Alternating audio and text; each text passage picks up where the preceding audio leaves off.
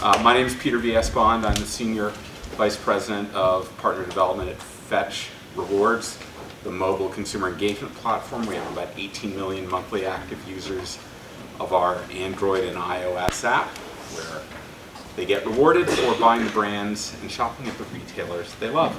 I'm also the co-host of the CPG Guys podcast, where we explore how brands and retailers engage consumers in a digitally driven world. You can get it on every podcast platform I know of. Just look for CPG Guys. Anyhow, I'm pleased to have sitting next to me a brand marketer squarely focused on building brands of all sizes. I think that's incredibly important given our topic today is about innovation.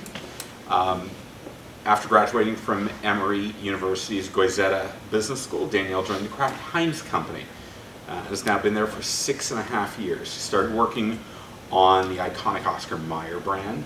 She then went progressive through some roles within the Planters Nut portfolio.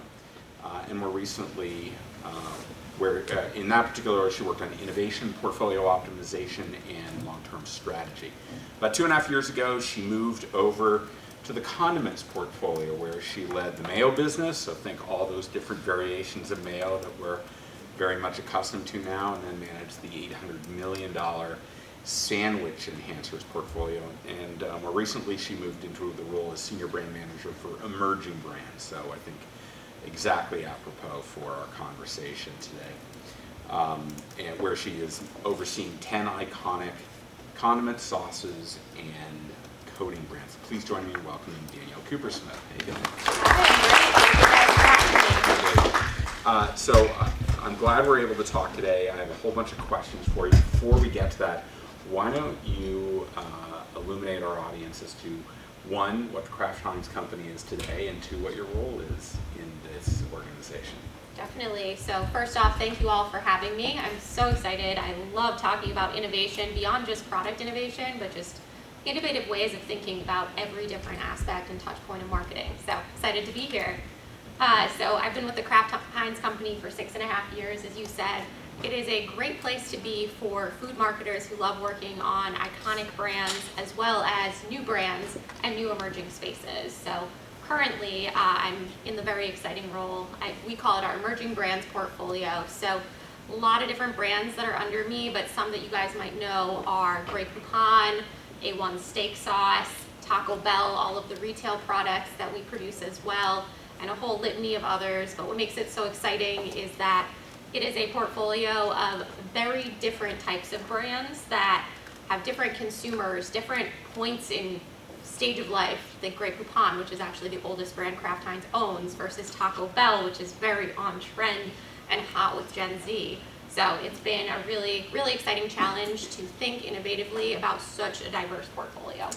Well, I can tell you, as I thought about this before this morning, at least 50% of the brands that you oversee are in my fridge right now. Well, thank you for your support. So I can't imagine eating my sandwiches without the Kraft Heinz company making it a better experience. So anyhow, so in our time together, I want to explore how you're approaching innovation throughout your career, and more particularly in your current role. Let's start at a macro level. We're living in these very hyperinflationary times. Certainly relative to the prior couple of decades that we've all been living in. The concept of value is kind of front and center for most consumers. How do you think about delivering value to consumers, particularly value that isn't just price-based, where it's I've got to get a discount into their hands in order to motivate them? Because we know that not all people are motivated by price. So how do you think about the whole value composition? Yeah, so I love talking about this and talking this inflationary environment. So many people see it as, oh my gosh, we can't win. It's hard to win in this environment where prices are skyrocketing and people are turning to private label. But in fact, I find it one of the most interesting challenges to provide value in different ways to consumers. So I have a few members of my team here who love to talk about this. But for us, in my business particularly, we really squarely focused on one of the categories that's experiencing the most inflation in the entire market, which is meat. You guys who might have bought meat in the grocery store lately probably see prices up 20, 30, 40%. And with my portfolio of products, if meat is increasing and people are eating less meat, that actually hurts us. So rather than panicking and saying, okay, we're going to have a bad sales year here because our complementary product is so expensive for consumers, we turned rather to think about what are the consumer behaviors around this, and what choices and trade-offs are consumers making so that they can stretch that $20 bill they brought to the grocery store as far as possible. And we started seeing consumers trading down to lower quality cuts of meat, buying in bulk, buying meat while it's on sale and freezing it. And in doing so, they actually often were getting less tasty meat. So our products, what we wanted to do is show consumers how you could turn the trade-offs you made with meat into something that is delicious and tastes like it's from a steakhouse, from a restaurant. So we actually, rather than saying, all right, we're just going to deal with this price situation, we thought of a creative way to provide consumers value, because we don't have control of meat prices, but what we can do is help consumers learn how to use those choices that they're making in better, more delicious ways that will fuel their whole family. So that's been a really cool program we're working on, and already getting some really cool consumer feedback and great recipe content from that as well. Thank you for that, Danielle. So innovation can be very different based upon the nature of the category and the size of the brand in terms of how much you can commit to that. You're managing a portfolio right now of mid to smaller brands. How do you deliver meaningful innovation? And then, in addition to the innovation, breakthrough messaging that you can operate on given your budget constraints? Yeah, so one of my mantras is that ideas speak louder than budgets, because if you have a great idea, you can stretch it, you can amplify it, you can put a megaphone behind it, and people will respond. If you have a so-so idea, but a $20 million plus budget for the campaign, it's not gonna land. So what I do is I really push my team to think outside the box. One of my favorite things is assume, we all know as marketers in here, there's a very clear marketing playbook that's been used time and time again with, okay, for a campaign you have this amount of ad spend, you need these kinds of assets. I tell my team to throw that out the window and think really specific to our consumer. So if the idea and this consumer is a Gen Z consumer who doesn't really care about what the brand is saying to them, okay, let's amplify what consumers are already saying with their own UGC. Let's find new ways to drill that message home.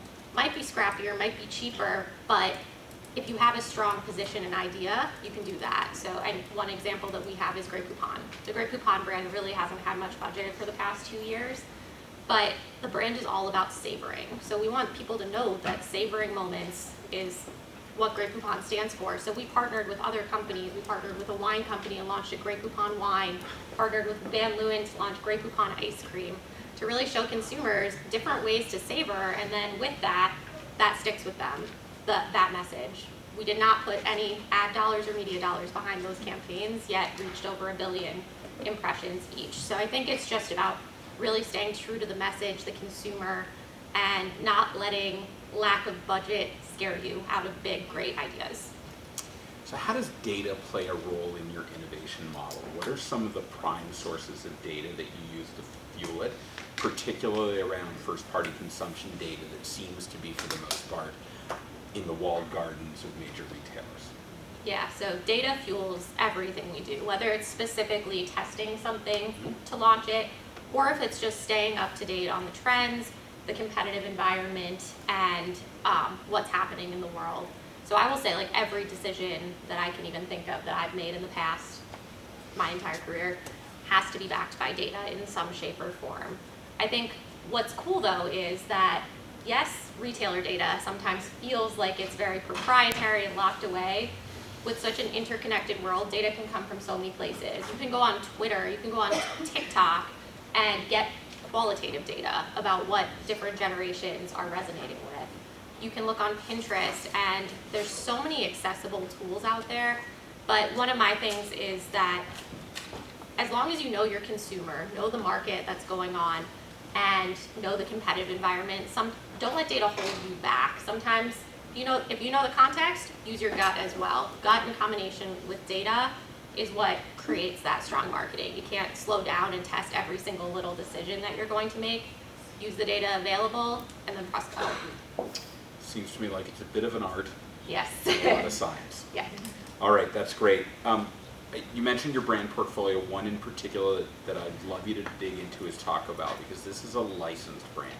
So I'd love to understand the complexities and the intricacies of making decisions around a brand that you don't own. What considerations have to go into that? How does the brand owner play a role in this? I'd really love for you to kind of double click down on that. Yeah, and this is one of the most interesting brands in my portfolio as well. When I came onto this desk, I was like, all right, we have these epic brands like Grey Poupon and A1 that we've owned forever, and we have this licensed brand. Am I going to have any control over it? But I think the key is forming, not just treating it as transactional, right? I think it's really easy if you license a brand from someone to say, all right, we'll run these programs, we'll keep the business growing, and here's your paycheck at the end. What really drives the growth, the partnership, and at the end of the day, the best ideas is working completely interconnectedly with, in this case, Yum Brands. So I'm out there every single month. We are sharing strategies, transparency of data, and really working to win together, not just deliver them a check at the end of the day, but how does an ad campaign we run, how can that translate over to QSR sales as well? How can we win together? And I think at the end of the day, partnership and transparency are the two keys to making that successful versus transactional. When I got into the CPG industry in the mid-90s, I would hazard a guess to say that most brand managers built their marketing plan around a bunch of television advertisements and 4 FSIs. Mm-hmm. And that was kind of it. So we now live in an omni-channel world. How are you challenging these concepts of traditional marketing in your business strategy with the portfolio you're charged with overseeing? Yeah, so I think first off, think about the purchasing journey. Consumers maybe 30 years ago looked at the newspaper, went to the grocery store, and came home. Now there are so many intermediary steps between there. You have to really show up at every single one of those steps and tailored to the consumer. So I could give an example, like a brand like Taco Bell, which is very Gen Z focused. You're showing up in a completely different way than a brand like Miracle Whip that is, we'll call it retiree focused a little bit more. So with brands like Taco Bell, you're gonna want a TikTok integration, experiential, influencers, probably less of the traditional brand speaking to consumer ads, because Gen Z sees right through that. They want authenticity, they want to hear from people that they trust. Whereas brands like Miracle Whip, which used to be in my prior portfolio, we were looking at print tactics, we were looking at partnerships with different organizations that catered to older consumers like Medicare and others even. Like, you have to really hyper focus on all of the different aspects that are impacting that specific consumer's decision in that way to purchase. So just spending your whole ad budget on a TV ad doesn't do it anymore for us. You have to show up in all those places. You mentioned TikTok. Show of hands, how many here have TikTok or Instagram on their phones? All right, that's pretty much all of us, right? Okay, so influencer marketing is what I want to talk about. It's an increasingly important mechanism for brands. I'm using it myself like crazy all of a sudden. How's your team leveraging all of the user-generated content that these influencers, the fans of your brand, you may not be paying them, they're just still producing. How are you leveraging that content to amplify your marketing message and even drive your innovation pipeline? Yeah. So I think there's kind of two sides of this. There's the paid influencer route, and then there's just the everyday consumer who absolutely loves your brand and is posting about it. So on the paid route first, to me, I've learned this sadly by mistakes that I have made years ago, and that the best influencer content comes when you let the influencers have their voice. If you say, influencer X, can you please read this script? No, everyone's going to see right through that, especially if it's a millennial or a Gen Z consumer. And then you're basically wasting your money paying this celebrity and not getting that big, this influencer, not getting that big impact that you want and that organic connection. So I found that the best briefs for influencers are, show us how you love Grey Poupon and leave it open. Let them put their spin, their style on it, and that's when it really hits home. From a organic perspective, honestly, this is like one of the most powerful things. If you share Susie down the street's post, they're gonna love on a brand's handle, they're going to be loyal to that brand for their entire life because they're gonna feel like a celebrity for that moment. So I think UGC is incredibly powerful. It's about having the right strategy behind that UGC. You can't just share everything anyone posts, but having filters to go through to make sure that these posts that you're resharing ladder back up to your brand strategy. But it is incredibly powerful, and this is something I actually encourage every brand to do who has those loyal followers. I remember having conversations with some brand managers about 10 years ago as all of these social media platforms were exploding. It was in a nascent stage, but they were starting to generate content, and then they would say, we have to get a handle on all of this content that's being created. And I just thought to myself, oh my God, you're trying to play whack-a-mole with UGC. That's an effort and futility. It's better to learn, and I've got to imagine you are learning a lot about how to position your brands too from the content they're generating. You learn really quickly about what resonates with consumers and what does not too, which is so valuable. So how are you using digital advertising and digital marketing more broadly to launch innovation and influence sales, particularly in physical retail, where I've got to imagine 85% or more of your sales are still occurring? Yeah, we had no question the pandemic had a dramatic effect on food and beverage, but at the end of the day, the physical world is still where most of the sales are occurring. So how are you using digital to bridge that gap and deliver an experience that's going to influence the physical store sales? Yeah, so to me what's great is digital, once again, is one of those touch points along the consumer journey that leads them to putting product X into their cart. So showing up in different ways that are relevant to the consumer ahead of time. And I think what's great now is that so many retailers are integrating different digital platforms themselves. So we might be able to do a special contest with a Kroger store, and then immediately that item gets added to your Kroger shopping list. There might be digital integrations. I've run a few programs where there might be a way to, if you scan a product in store, you get some type of augmented reality experience in the store. What I love is that those lines between pre-shop and current, like while shopping, are blurring because you're getting some of that digital experience even while you're in the store. There's programs I've run where you literally get targeted ads when you're in a certain aisle of a certain grocery store. So I think, again, it's about showing up in different ways at multiple touch points, and I think that the world is getting more creative in how to do that, very targeted to consumers and retailers. Are your retail customers coming to you and asking for you to partner with them in figuring out how to deliver content to people shopping in their physical stores? They are. We actually have whole teams at Kraft Heinz who are dedicated to we call it like the omni shopper experience. How do we build those experiences into the store so it's not just transactional about picking up a product and putting it in your cart, but forming that relationship, that loyalty, so you'll buy it every grocery store trip. So yeah, I mean, we really try to nurture those relationships with our retail partners and build ideas and programs together, because if we're just pushing programs at them, it's not going to be accepted in the same way. So as you think about the next generation of marketers that are coming up, would love for you to expand upon what are some of the skills and capabilities, areas of focus, where you would direct them for success as this omnichannel world we're competing in is evolving? Yeah, so adaptability is key for all marketers. I mean, literally every week I'm reading a new article about a new quirk to Gen Z that we have never even thought about. So you have to be able to continue to evolve, think about tactics. The tactics I would suggest for a campaign now are probably 100% different than what I would have suggested even like 3 years ago. So you need to be flexible, you need to be open to learning and going where the consumer goes along with them on their journey. I think that is one of the most important pieces. And then I think the other one is don't get scared off by obstacles. In this world that we live in today, marketing budgets at many companies are getting cut.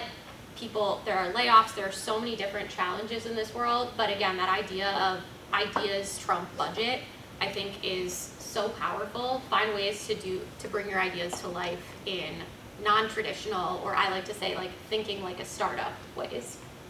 Are there prime sources of inspiration for you as you think about developing your own skills? I don't know if it's particular trade publications or websites or anything that come to mind that are particularly important for you.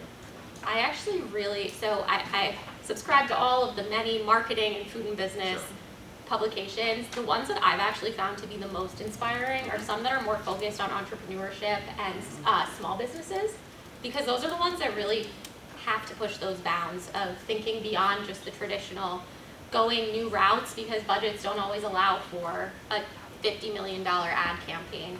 So to me, those ones are really, really exciting. So I would suggest, if you guys don't already subscribe to some of those, I can send you over a few names after this. Okay. Well, why don't we open it up to the audience for questions? Any questions for Danielle? David. Just how much of your innovation is for like natural extensions of existing brands versus like new brands? Like, and how do you decide? Yeah. There's a ton of data out there. Definitely. So, I mean, yes, there is data overload if you don't have that strategy. We're very much in the camp of fewer, bigger, better. So we want to go where there's that true white space. And often we think about ideas for at least new product innovation agnostic of brand first, because we need to figure out what that true consumer need is. We don't want to just say like, A1 has to stretch into this category. And oftentimes, if we think about the consumer need and the opportunity size first, that enables us then to say, all right, do we have a brand within our world that we can bring, or do we have to create something new, acquire something new, whatever that might look like. So I can't tell you a percent split. I would say on my business personally, it's probably like more in terms of stretching some of our bigger brands, but also there are some very clear white spaces we've identified in the past 6 months to a year that require new stuff. So you'll be seeing some new exciting stuff coming soon. I have to imagine there's always this trade-off between, as you think you found a new product and does it fit into a brand portfolio? Mm-hmm. And on the one hand, if you use the brand portfolio, creates to some degree an automatic level of awareness. But if it deviates too far from that brand, can it actually devalue the brand by introducing something that's not the experience that I'm accustomed to when I think of it? It's like when I pick up a can of soda and I accidentally get the wrong can, and I think I'm drinking a cola and I get a ginger ale, my whole brain is completely offset by that. Yeah. But anyhow. You need really strong brand foundations, and everything you do on the brand has to ladder up to that. So if you have a product that you want to launch that doesn't quite do it, say no, find some other brand to launch it under. Yep. Yes? I actually have a favor. I know you mentioned you go to Young Brands once a month. If you could just give them my sincere gratitude for bringing back the Mexican pizza. Actually, I led a viral campaign, so it's very exciting when it came out. Any other questions for Danielle? Yes. You touched on this a lot when you talked about your partnerships and, for example, the wine and the ice cream. Yeah. I know collabs are starting to become a very big space, especially within beauty. I think Fenty did a ketchup lip, and we're seeing all these crazy PR move collabs.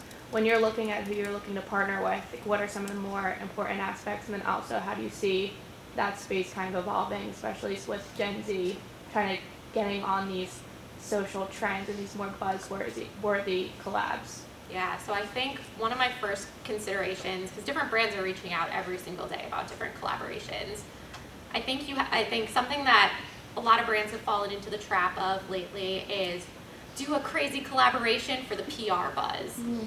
Yeah. If it doesn't ladder back to the brand and what the brand stands for and is trying to do, yes, it will create a billion impressions, but no one will remember it. Everyone will be like, why did this brand partner with this brand? So I think, again, it goes back to having the strong brand foundations and having almost like clear, defined who you should partner with. So a brand like Grey Poupon would never partner with a non-premium type of brand. So I think brand foundations and staying true to those, no matter how buzzy and splashy the partnership is one piece. And I think the other is doing it differently. So we were one of the first alcohol collabs that we did on Grey Poupon and wine, and now there have been about, I can't even count how many beer collaborations and wine collaborations there have been. So that makes me want to say, all right, if we do that again, maybe it'll be because consumers demanded more of the wine to be produced. But if we really want to make an impact, it has to be something different. We don't want to be the 10th wine launch. We have to think differently and think about brands that really complement each other and their strengths. Thanks. Yeah. Any other questions? Well, if Danielle, all the way over, sorry, please. You mentioned that for like Miracle Whip, that's like an older generation. How do you decide when to like focus on the newer generations? Because a lot of our marketing shifts are towards Gen Z, towards millennials. How do you decide when to like stay true to the brand and focus on the older generation?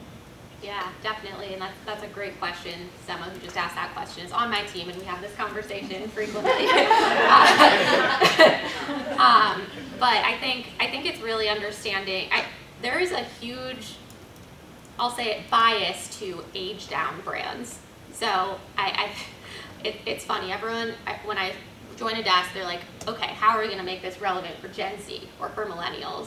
We don't, again, like I was saying with partnerships, you don't force fit for buzz. You gotta think about the actual positioning of the brand.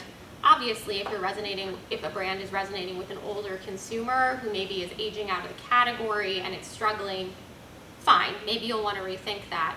But a brand like Miracle Whip that is so innate in that boomer culture, rather than saying, all right, we're just going to do a 180 flip and start targeting Gen Z, that's going to be a lot more expensive of a lift to resonate with Gen Z. It's going to be a huge hurdle because these Gen Z consumers have never even heard of or eaten Miracle Whip, versus saying, all right, we're going to double down with boomers and create a very boomer-focused strategy. So obviously, targeting older consumers doesn't work for every brand. You have to be really true to the identity of the brand, the culture. Like Miracle Whip, as an example, was founded during the Great Depression, and it was a staple in households of boomers growing up. We know that there's a barrier of entry for younger consumers who have never tasted it. So let's stay true, let's not force fit it. I think that's my biggest push there. Are demographics still the primary method of targeting consumers? With all this 1P data and consumption, you would think that we're at a point where we can start building behavioral segments and use demographics more to give us context of the groups that we're able to identify. I'm not quite sure we've shifted that far yet. Where do you see we are in that spectrum? Yeah, so it's definitely something that is actively shifting. I think when we talk about consumer segments at Kraft Heinz, we usually start with the attitudinal segments and behavioral segments. Yes, there's an overlay of age because where you show up for a consumer, say if you're going to do a TikTok campaign versus a TV campaign, you have to know the rough demographic age that you're targeting there. But attitudinal segments are so much richer. You can create messages that are actually true to consumers versus just generalizing by a blanket generation. Michelle? A quick question related Sure. to emerging brands. I mean, we've heard you talk a lot about, brands that are very iconic, right, and have been around for Yep. a while. A1, Grey Poupon, and I do know Miracle Whip. But, from an emerging brands perspective, like how do you guys define that, right? For Ulta, I mean, we see emerging brands as they're digitally native. Yeah. They've been started by an influencer. They're very early on. Is this similar, like in your industry? Is it something like that? And what would be a couple of examples of those?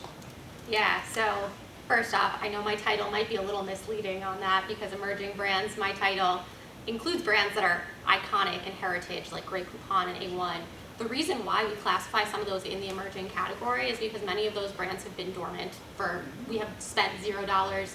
They have kind of just trudged along. They need to be revitalized. They're brands that have huge consumer loyalty, but we haven't done anything with that loyalty. So we need to maybe it's reemerge them there. But then there's this other whole set of brands that might be newer, might be more on trend, that we think about too. Digitally native could be some. There could be some that are focused on a complete white space area for marketing. I can't speak too specifically about some of these pieces that we're working on, but I'll use Taco Bell as an example there. Like Taco Bell is hitting a new peak, and you mentioned Mexican pizza earlier. Taco Bell is really going hard after this Gen Z demographic, so it is emerging in a new way that it never has before. And in retail, it's small. We need to bring it to life in the same way that the QSR is. So that's how I like to think about it. I think one key piece is like emerging brands don't only have to be brands invented in the last 2 to 5 years. It's a way of thinking about brands and what's needed for the brands. Great, thank you. Yep. Back I'll give Danielle another perspective on it. I'm from Ryan, I work for Albertsons. So we talk about Miracle Whip, and we're sounding like, oh, it's an aging, insignificant brand. But a lot of it is our lens, right, and how we see things. So in certain jewel stores, that would be the primary focus product in those sectors. I think it's oils and shortening what it falls for us. Yeah, it's like spoonable. Yeah. Yeah. So, but that is, I was shocked when I looked at those stores to know that that is the number one product. Yeah. So sometimes our personal lens will kind of change our perspective on a brand, but in other lenses, that is the number one. So we can very easily kind of, and I'm not a brand marketer, I'm a quantity scientist, but our own perspective on brands, we like to frame everything in that way, but other frames very different. So Miracle Whip is still very popular in some. Oh yeah. It's actually one of those brands that has such a loyal following. It's a very inelastic brand from a pricing perspective. It is one that I think it's polarizing. People who love it, people who hate it, hate it. So I think it's very easy to say like, oh, this isn't relevant with Gen Z, so it's not relevant. But in reality, this is still such a staple for so many people, especially in the south of the US and with boomers and retirees as well. If you wouldn't want, if you pose the question, do you want to walk away from 50% of the jewel market by getting rid of Miracle Whip and then making public with a new product for Gen Z, would you take that shirt? Nope. And that's exactly what I was saying about like, let's not force fit for certain generations, certain brands that have that loyalty, that heritage. Let's embrace it. Let's work with it. And that's where customer data is going to tell you the substitutability of a product. If the product isn't substitutable, don't discontinue it, because they're going to walk away from your stores. And by the way, after we're done, please don't swarm Ryan to ask him about the news about Kroger and Albertsons probably merging while we were all sitting here today. He's not allowed to talk about that. So I just want to preface that. Please let Ryan be. So, as I told Joe, like my employees are asking me this morning, I'm like, do you think I was at that before? any other questions for Danielle? We good? All right, listen, Danielle, thank you so much.